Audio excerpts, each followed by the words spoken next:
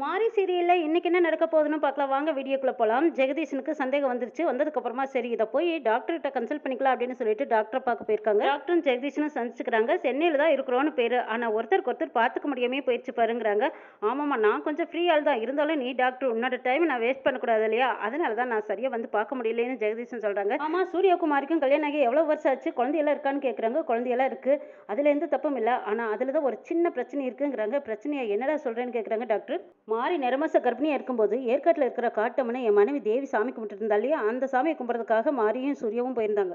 அங்கதான் நடக்கக்கூடாத விபரீதங்கள் எல்லாம் நடந்தது. அவளுக்கே தெரியாம குழந்தை பிறந்து அந்த குழந்தைய யாரும் எடுத்துட்டு போய் மாரியை துரத்திட்டு போன ரவடிங்களும் ஒருத்தர் செத்துட்டான். இப்படி ஆளாளுக்கு திசையில ஓடிட்டாங்க. மாரியும் சூர்யாவும் கை குழந்தை இல்லாம தவிச்சு போய் வந்தாங்க. என்னடா மாரிக்கு நிறமாச கர்ப்பிணியா இருந்தபோது இவ்வளவு சோதனையான டாக்டர் ஆச்சரியமா கேட்குறாங்க.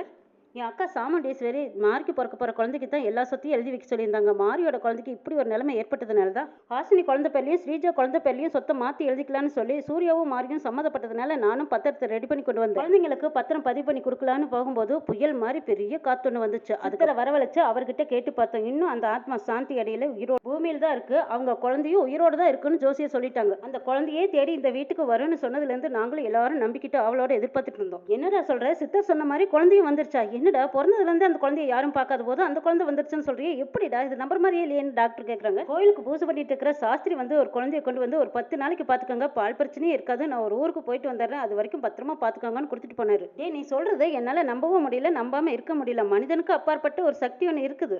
அதுக்கு யார் என்ன வேணாலும் பேர் வச்சுக்கிட்டு அதை பற்றி நம்மளை கவலைப்படவே வேண்டியதில்லை.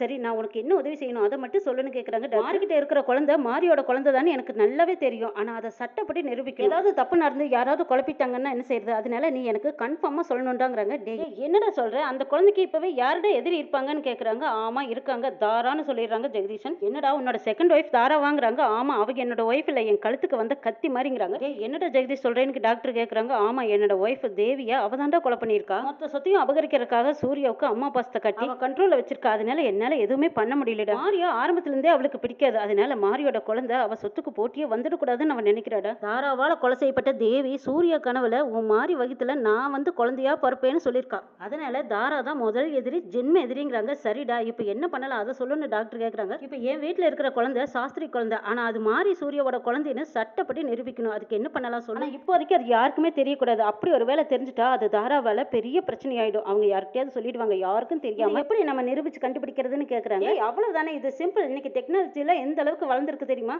டிஎன்ஏ டெஸ்ட் பண்ணிடலாங்கிறாங்க. அப்படின்னா அப்படின்னு கேட்குறாங்க. ஆமா மாரியோட முடியோ அல்லது சூர்யாவோட நகமோ இவங்க ரெண்டு பேர்த்தையும் எடுத்துக்கிட்டு குழந்தைக்கு ஏதாவது ஒரு காரணத்தை சொல்லி நீங்க ஹாஸ்பிட்டல் எடுத்துட்டு வா, குழந்தையோட ரத்தத்தை எடுத்து நம்ம டிஎன்ஏ டெஸ்ட் எடுத்துடலாம்னு சொல்றாங்க டாக்டர். 100% அது உன்னோட மகனும் மருமகளோட குழந்தை தானே சட்ட ரீதியா சொல்லிடலாம்டா. அதுக்கப்புறம் யார் என்ன கேஸ் போட்டாலும் அது செல்லுபடி ஆகாதுன்னு டாக்டர் சொல்லிடுறாங்க. அப்பாடா எனக்கு இது போதுமடா, என் நெஞ்சில் பாலை வத்த. நான் மாரியோட முடியும் சூர்யாவோட நகத்தையும் எடுத்துக்கிட்டு இந்த குழந்தையை ஏதாவது ஒரு காரணம் சொல்லி எடுத்துக்கிட்டு வந்துடுறேன். எனக்கு இது போதுமடா, இது ஒன்று மட்டும் நீ செஞ்சு கொடுத்துரு. ஆனால் இந்த விஷயத்தை நீ யாருக்கிட்டையும் சொல்லிடாதுன்னு சொல்லிட்டு ஜெகதீஷன் அங்கேருந்து கிளம்புறாங்க.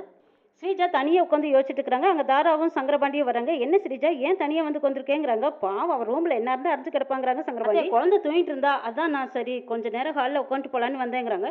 எல்லாருமே ஹாலுக்கு வந்துட்டாங்க. வந்ததுக்கப்புறமா அங்கே பார்த்தா ஜெகதீஷன் நிறைய பொம்மை பலூனோட வந்துட்டு இருக்காங்க. இதை சங்கரபாண்டி பார்த்துட்டு கேலி கிண்டல் மடிக்கிறாங்க. அங்கே தெருவில் பொம்மை கடை வச்சுட்டு வித்துட்டு இருப்பாங்க பாருங்க, அதே மாதிரி மாம்சம் பொம்மையாக சுற்றி வந்திருக்காரு அப்படின்னு பார்த்துட்டு இருக்காங்க. ஜெகதீஷன் பலூனு பொம்மை எல்லாமே வாங்கிட்டு வந்திருக்காங்க. என்ன மாமா இவ்வளோ வாங்கிட்டு வந்திருக்கீங்களேன்னு கேட்குறாங்க. மாறி 3 குழந்தைங்க இருக்காங்களா, அவங்க எல்லாத்துக்கும் சேர்த்து தான் அப்பா வாங்கிட்டு வந்திருக்காங்கன்னு சூரிய சொல்கிறாங்க. இல்லை இது எல்லாமே மாரியோட குழந்தைக்கு மட்டும்தான் சொல்லிடுறாங்க ஜெகதீஷன். இதை கேட்டதும் தாரா முகத்தில் அப்படி தீப்பொறி பறக்கிற மாதிரி அப்படி வெந்து நிற்கிறாங்க. கையில் பிடிச்சி விளையாடுற பலூனு, காலில் மதிச்சு விளையாடுற பொம்மை இது எல்லாமே வாங்கிட்டு வந்திருக்கிறேன். அப்புறம் பாட்டில் இதுல இருக்கு, இது குடிச்சா குழந்தைக்கு நல்ல ஜீரணமாகுங்கிறாங்க. ஹெல்த் டானிக்கெல்லாம் வாங்கிட்டு வந்திருக்கேன், எல்லாம் இதுல இருக்குன்னு சொல்லி முன்னாடி வைக்கிறாங்க. மாமா இது எல்லாமே ஹஸ்பண்ட் சார் ஏற்கனவே வாங்கிட்டு வந்துட்டாங்களே, நீங்க எதுக்கு வாங்கிட்டு வந்தீங்கன்னு கேட்குறாங்க. மாதிரி நான் என் பேத்திக்குன்னு இது வரைக்கும் எதுவுமே வாங்கி கொடுக்கல. அச்சோ எங்க நம்ம வாயாலேயே எல்லா உண்மையும் சொல்லிடுவோமோன்னு சமாளிக்கிறாங்க ஜெகதீஷன். இல்ல இப்போதைக்கு இந்த குழந்தைக்கு நீ தானே அம்மா, நான் தானே தாத்தா, அதனால தான் நான் வாங்கிட்டு வந்தேன்னு சமாளிக்கிறேன். சூரிய வேணா தேவிக்கு இது வரைக்கும் புது ட்ரெஸ் எல்லாம் கூட எடுத்து கொடுத்துருப்பான், ஆனா நான் எதுவுமே எடுத்து கொடுக்கல, அதனால தான் நான் இதெல்லாம் வாங்கிட்டு வந்தேன். சரி குழந்தை சாப்பிட்டாலாம், ஏன் மாதிரி என்ன அப்படி பார்க்குற? பார்க்குறேன். மாமா தப்பா நினச்சக்கூடாது, என்ன குழந்தை மேலே திடீர்னு இவ்வளோ பாசம்னு கேட்குறாங்க மாறி. ஆமாம் என் பேத்தி தானே இவ. சங்கரபாண்டி மாம்சை கூப்பிட்டு என்ன மாம்சு தேவி உனக்கு எப்படி பேத்தியாக முடியுங்கிறாங்க. ஏய் முட்டாள், சாஸ்திரிக்கு பேத்தினா எனக்கும் பேத்தி மாதிரி தானே, அதனால தானே நான் அப்படி சொன்னேன்னு ஜெகதீசன் சொல்கிறாங்க. போங்க மாமா, என் குழந்தை மேலே மட்டும் உங்களுக்கு பாசமே இல்லைன்னு ஹாசினி கோவிச்சுக்கிறாங்க. ஏன் ஸ்ரீஜா குழந்தைக்கு இருந்தால் எதுவுமே வாங்கிட்டு வரல, அதுக்காக என்ன அவள் கோவப்பட்டாலான்னு சங்கரபாண்டி கேட்குறாங்க. அப்படின்னா மாம்ஸ்க்கு 2 குழந்தைக்கு மேலே பாசம் இல்லை, மாரியோட குழந்தை மேலே தான் பாசம் இருக்கு, அவங்க தான் ஒஸ்தி போல இருக்குங்கிறாங்க சங்கரபாண்டி. அப்படியெல்லாம் இல்லைம்மா, கஷ்டப்பத்து மேலேயும் எனக்கு பாசம் இருக்கு, காளியம்மா மேலேயும் எனக்கு பாசம். 2 பேரும் எனக்கு பேர பிள்ளைங்க தானே, அவங்களுக்கும் நான் வாங்கிட்டு வரேன்னு சொல்றாங்க ஜெகதீஷ். அதெல்லாம் எனக்கு தெரியும், நீங்க தேவி பாப்பாவுக்கு பொம்மையெல்லாம் வாங்கிட்டு வந்ததுல எனக்கு ரொம்ப ரொம்ப சந்தோஷம்னு ஹாசினி சொல்லி சந்தோஷப்படுறாங்க. ஜெகதீசன் சூர்யாவோட நெகத்தை எப்படி எடுக்கிறது அப்படின்னு யோசிச்சு பார்த்துட்டு கையை பார்க்குறாங்க. நெகை வளர்ந்த மாதிரி அவங்க திட்டுறாங்க. டேய் சூர்யா, என்னடா கையில இவ்வளவு நெகத்தை வளர்த்து வச்சிருக்கியே, குழந்தை எடுக்கும்போது குழந்தை மேல பட்டுட்டு என்னடா பண்றது, நெகத்தை வெட்டுங்கிறாங்க. அப்பா நெகை ஒன்றும் அப்படி பெருசா இல்லையேங்கிறாங்க. இல்ல என்ன பெருசா இல்லைன்னு சொல்ற, அதே பெருசுதான், போய் வெட்டுவோம் அப்படிங்கிறாங்க. ஜெகதீஷனே போய் நெல் கட்டர் எடுத்துட்டு வந்து இந்தடா இப்ப நீ கட் பண்ண போறியா இல்லையா அப்படின்னு எடுத்து கொடுக்குறாங்க. சரின்ட்டு வேற வழி இல்லாம சூர்யாவும் அந்த நகத்தை கட் பண்றாங்க. என்னது மாம்ஸ் ஓவரா பாசம் கட்டுது அப்படின்னு சங்கரபாண்டிக்கு சந்தேகம் வந்து பார்த்துட்டு இருக்காரு. சூர்யாவும் நகத்தை ஒரு பேப்பர்ல கட் பண்ணி போடுறாங்க. இந்த பேப்பரோட இருக்கிற நகத்தை நானே கொண்டு குப்பை தொட்டியில போட்டுறேன், யாராவது மிதிச்சாங்கன்னா அது தோசைன்னு சொல்றாங்க ஜெகதீஷன் நகத்தை பத்திரமா மடிச்சு எடுத்து வச்சுக்கிட்டாங்க. மாரியோட ரூமுக்கு போறாங்க. அங்க சீப்ல மாரியோட முடி இருக்கான்னு பாக்குறாங்க. தலைமுடியும் அந்த சீப்ல இருக்கு. இதுதான் வேணும் அப்படின்னு சொல்லி அதையும் நல்ல ஷேப்பா பத்திரமா எடுத்து வச்சுக்கிட்டாங்க. சூர்யாவும் மாரியும் குழந்தைய கொஞ்சிட்டு இருக்கிறாங்க. ஜெகதீஷன் வந்தவங்க 2 பேர் தான் என்ன குழந்தைய கொஞ்சிட்டு இருக்கீங்களான்னு கேட்குறாங்க. ஆமாங்கிறாங்க. என்னோட பெஸ்ட் ஃப்ரெண்டு அமெரிக்காவிலேருந்து சென்னைக்கு வந்திருக்கான், நாளைக்கு நான் போய் பார்க்கலான்னு இருக்கிறேன், குழந்தைய கொடுங்க, குழந்தையும் கூட்டிகிட்டு போய் நான் செக்அப் பண்ணி பார்த்துட்டு வந்துடுறேங்கிறாங்க. சரிப்பாங்கிறாங்க மாரியும் சூர்யா. என்ன ஹஸ்பண்ட் சார், மாமாவுக்கு நம்ம குழந்தை மேலே திடீர்னு பாசம் வந்துருச்சுலங்கிறாங்க. ஆமாம்மா, நம்ம குழந்தை ஞாபகம் வந்துருச்சு போல இருக்கு அப்பாவுக்கு, அதனால தான் இப்படி பாசமாக இருக்காங்கிறாங்க.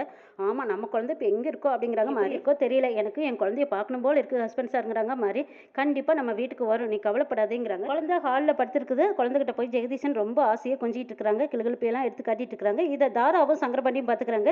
மாம்ஸ் என்ன திடீர்னு இந்த குழந்தை மேலே இவ்வளோ பாசம் காட்டுறாருன்னு பேசிக்கிறாங்க. எனக்கு சந்தேகமாக தான் இருக்கு பாண்டின்னு சொல்றாங்க தாரா. ஜெகதீஷன் அவங்களையும் மருந்து குழந்தைகிட்ட விளையாடிட்டே இருக்காங்க. ஹாசினி வந்து கேட்குறாங்க, என்ன மாமா நீங்க இன்னும் தூங்க போகலையா, இவ்வளோ நேரமானா நீங்க சீக்கிரமா தூங்கிடுவீங்களே, இன்னும் தூங்காம இருக்கீங்கிறாங்க. அப்பா போய் மாத்திரை போட்டு தூங்குப்பா, காலையிலேருந்து குழந்தைகிட்ட விளையாடிட்டே தான் இருக்கீங்கன்னு சொல்றாங்க அரவிந்த். குழந்தைகிட்ட எல்லாம் விளையாடிட்டே இருக்கலாண்டாங்கிறாங்க ஜெகதீஷன். செல்லக்குட்டி அவங்க அப்படிதான் ஏதாவது பேசிட்டே இருப்பாங்க, நம்ம விளையாடலாமா அப்படின்னு விளையாடிட்டே இருக்காங்க ஜெகதீஷ். சூர்யாவும் மாரியும் அந்த இடத்துக்கு வராங்க. அப்பா நேரம் ஆகுது, நீங்க போய் தூங்குப்பாங்கிறாங்க. ஏன்டா இப்பதான் அரவிந்த் பேசிட்டு போறான், அதுக்குள்ள நீ பேத்தி கூட இன்னும் கொஞ்சம் நேரம் விளையாடிட்டு அப்புறமா போய் தூங்குறேடான்னு சொல்றாங்க. சூர்யா ஆச்சரியமாவும் அதிசயமாவும் ஆசையாவும் பார்த்துட்டு இருக்காங்க. என்ன நடக்க போகுதுங்கிறதையும் அடுத்த எபிசோட்ல பார்க்கலாம்.